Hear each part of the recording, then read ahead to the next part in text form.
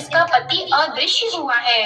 यदि वह घर जाकर प्रसाद खाकर लौटे तो इसे पति अवश्य मिलेगा।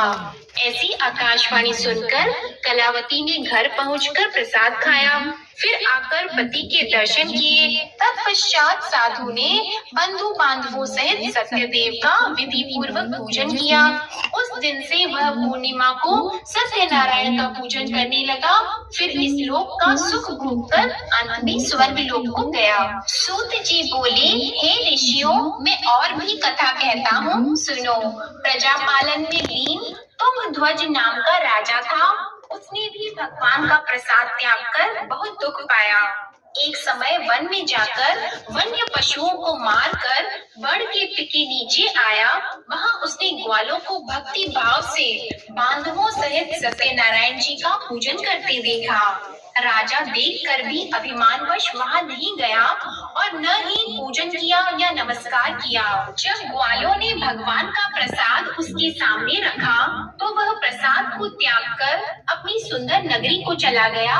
वहां उसने अपना सब कुछ नष्ट पाया तो वह जान गया कि यह सब भगवान ने किया है। तब वह विश्वास करके ग्वालों के समीप गया और विधि पूर्वक पूजन करके प्रसाद खाया तो सत्य देव भगवान की कृपा से पहले जैसा था वैसा ही हो गया।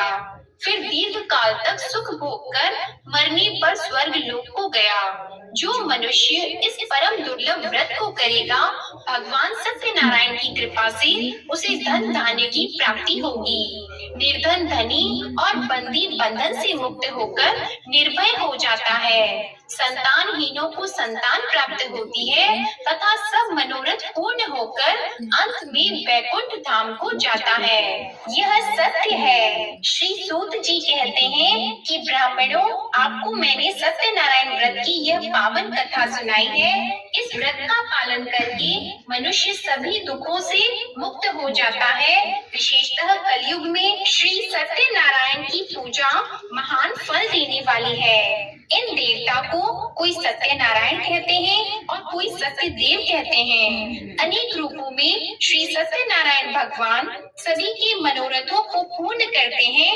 ये सनातन सत्यदेव कलयुग में सत्य व्रत के रूप में अवतरित होंगे। हे श्रेष्ठ मुनियों, जो मनुष्य नित्य इसका पठन व श्रवण करता है, श्री सत्यनारायण भगवान की कृपा से उसके सभी पाप नष्ट हो जाते हैं। प्रेम से बोलो श्री सत्यनारायण भगवान की जय। श्री सत्यनारायण संपूर्ण व्रत कथा समाप्त। अब आप सुनिए श्री सत्यनारायण भगवान की आरती। जय लक्ष्मी रमण।